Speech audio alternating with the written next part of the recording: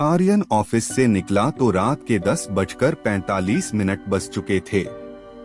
मुंबई की सड़कें रोशनी से जगमगा रही थीं, लेकिन उसके अंदर गहरा अंधेरा था। पूरे दिन क्लाइंट मीटिंग्स, प्रेजेंटेशन, बॉस की तीखी टिप्पणियां और लगातार फोन की घंटियों के बाद उसका शरीर और दिमाग दोनों पूरी तरह थक चुके थे। वह अपने छोटे से एक BH के फ्लैट में पहुंचा। जूते उतारे, लाइट जलाए बिना सीधा बेडरूम में गया और बिस्तर पर लेट गया। छत को देखते हुए वह लंबी सांस लेते हुए सोच रहा था, रोज यही जीवन?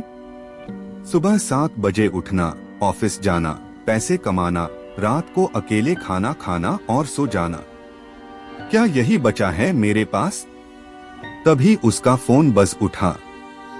स्क्रीन पर आंटी नाम था। हेलो आंटी, आर्यन ने थकी हुई आवाज में कहा। बेटा आर्यन, कैसे हो? आवाज बड़ी थकी हुई लग रही है। सुनो, एक बहुत जरूरी बात करनी है।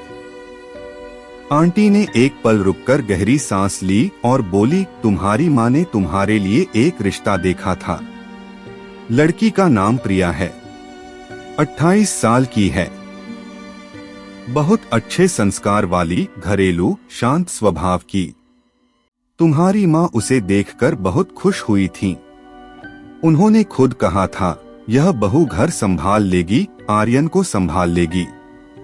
आर्यन चुप रहा। माँ का नाम सुनकर उसका गला रुक गया, आंखों में पानी आ गया।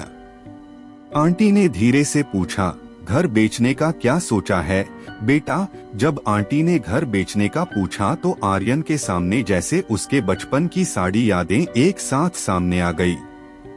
आर्यन ने गहरी सांस ली और साफ साफ कहा, आंटी, घर मैं नहीं बेचूंगा, मैं वापस घर जाना चाहता हूँ।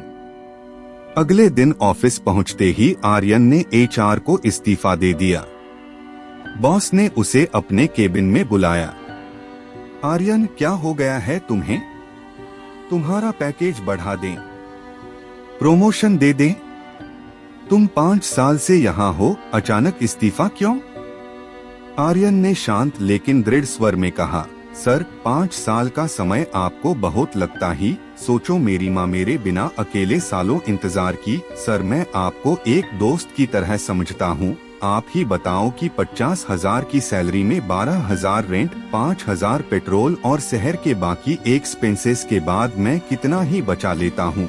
आपने अगर सैलरी बढ़ा भी दी तो कितना अंतर आएगा? धीरे धीरे सब ठीक हो जाएगा। इसी आस में हम अपनी पूरी जिंदगी खत्म कर देते हैं और आखिर में क्या मिलता है? पैसे पैसे जोड़ कर एक अपना घर और उस घर में एक बिस्तर, जिस पर लेटे लेटे हम अपने दिन गिनते गिनते खत्म हो जाते हैं। मैं अब शहर की इस जिंदगी से थक गया हूँ, मुझे माफ करना। अपने घर जाऊंगा और अब वही रहूंगा, अपने लिए वही कुछ न कुछ कर लूंगा। पूरी टीम स्तब्ध रह गई। आर्यन का बॉस मुस्कुराया और ऑल द बेस्ट बोला। कुछ दोस्तों ने समझाने की कोशिश की, लेकिन आर्यन का फैसला पक्का था। घर जाने से पहले आर्यन पास के मंदिर में बाबा रामानंद के पास गया। उसने सारी बात बताई, पुराने घर की चमेली की महक, रात की दरवाजे की आवाजें, फोटो, अपनी बेचैनी, अपराध बोध और माँ को अकेला छोड़ आने का दर्द। बाबा ने आर्यन की पूरी बात बहुत ध्यान से सुनी। उनकी आंखें बंद थीं, जैसे वे आर्यन के शब्दों को अंदर तक उतरने दे रहे हों। काफी देर तक चुप रहने के बाद उन्होंने धीरे धीरे आंखें खोली और गहरी, शांत आवाज में कहा, बेटा, वो घर तुम्हारा इंतजार कर रहा है। कुछ आत्माएं मृत्यु के बाद शांति पा लेती हैं, लेकिन कुछ आत्माएं प्यार की भूख लेकर रह जाती हैं।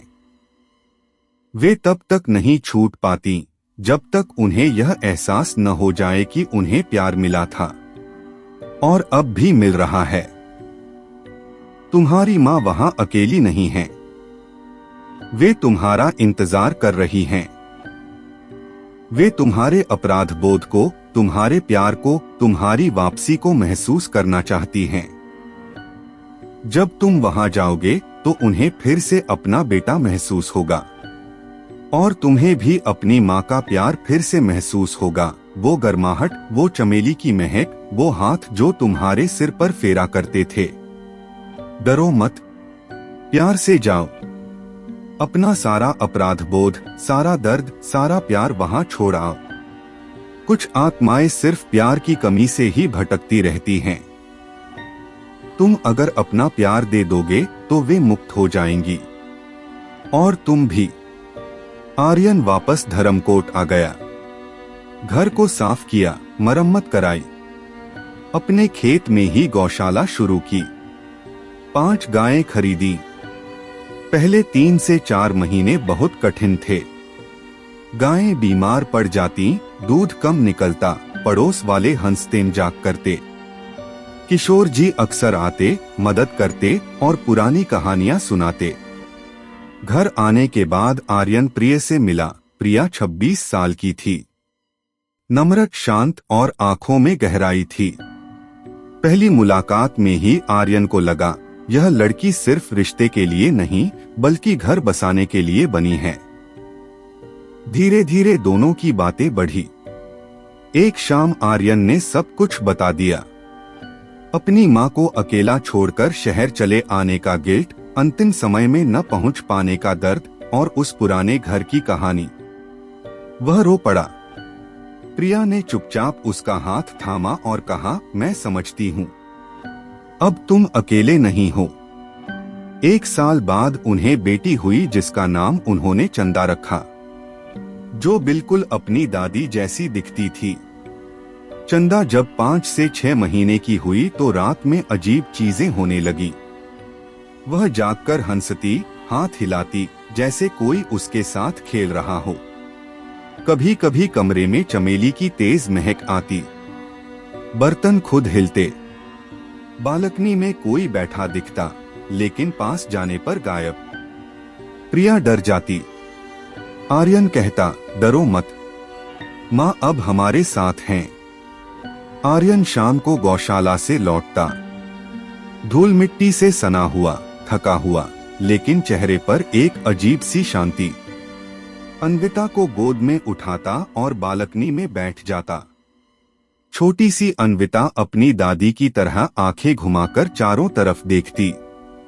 आर्यन मुस्कुराते हुए उसके गाल पर चुम्मा देता और धीरे से कहता, माँ देखो, तुम्हारी पोती बिल्कुल तुम्हारे जैसी दिखती है। वही आंखें, वही मुस्कान, वही शरारत। फिर वह अंदर जाता। माँ की पुरानी तस्वीर के सामने एक छोटी सी चौकी पर बैठ जाता। तस्वीर में माँ मुस्कुरा रही थीं। आर्यन घंटों वहां बैठा रहता। कभी कभी धीरे धीरे उनसे बात करता। माँ, आज अन्विता ने पहली बार माँ बोला। तुम सुन रही हो ना? माँ, आज गौशाला में नई गाय आई है, उसका नाम मैंने तुम्हारे नाम पर रख दिया है, चमेली। माँ, प्रिया कह रही थी कि अगले महीने अन्विता का मुंडन करवाएंगे। तुम आओगी ना? बोलते बोलते उसकी आंखें भर आती। जब आंसू गिरते तो अचानक हवा में हल्की चमेली की महक फैल जाती। आर्यन रोते हुए मुस्कुरा देता और फुसफुसाता, हाँ माँ, मैं जानता हूँ तुम यहाँ हो। तुम कभी गई ही नहीं। कभी कभी रात को जब नींद नहीं आती तो वह माँ के पुराने तकिए को सीने से लगा लेता। तकिए में अभी भी हल्की चमेली और माँ की खुशबू बाकी थी। वह तकिए को जकड़कर लेट जाता और धीरे धीरे कहता, माँ, आज मैं बहुत थक गया हूँ। तुम्हें याद है ना, जब मैं छोटा था तो तुम मुझे गोद में लेकर सुलाती थीं। आज मैं तुम्हें गोद में ले रहा हूँ। सो जाओ माँ, अब मैं हूं ना। एक रात अन्विता रो रही थी। आर्यन उठा और उसे गोद में ले लिया। कमरे में अचानक बहुत हल्की गर्म हवा चली। चमेली की महक चारों तरफ फैल गई। अन्विता रोना बंद करके हंसने लगी। उसने हवा में हाथ फैलाए जैसे किसी को गले लगाना चाह रही हो। आर्यन की आंखों से आंसू गिर पड़े। उसने धीरे से कहा, माँ, तुमने आखिरकार अपना इंतजार पूरा कर लिया। अब तुम आराम से रहो। मैंने तुम्हें अकेला नहीं छोड़ा। मैं घर लौट आया हूँ। अन्विता तुम्हारी गोद में खेल रही है। प्रिया तुम्हारी बहू बनकर घर संभाल रही है। और मैं अब तुम्हारा बेटा बनकर जी रहा हूँ। हवा रुक गई। चमेली की महक धीरे धीरे हल्की होती गई। लेकिन इस बार महक जाते जाते एक बार और आई, जैसे माँ ने आखिरी बार उसके माथे को चूमा हो। आर्यन मुस्कुराया। उसकी आंखों में आंसू थे, लेकिन चेहरा शांत था। उस रात के बाद घर में कभी कोई आवाज नहीं आई। कोई दरवाजा नहीं खुला। कोई परछाई नहीं दिखी। सिर्फ शांति थी। सिर्फ प्यार था। आर्यन अब हर शाम बालकनी में बैठकर अन्विता को गोद में लेकर कहता, देखो बेटी, दादी तुम्हें देख रही हैं। वे हमेशा हमारे साथ हैं। क्योंकि कुछ इंतजार कभी खत्म नहीं होते, वे सिर्फ प्यार में बदल जाते हैं।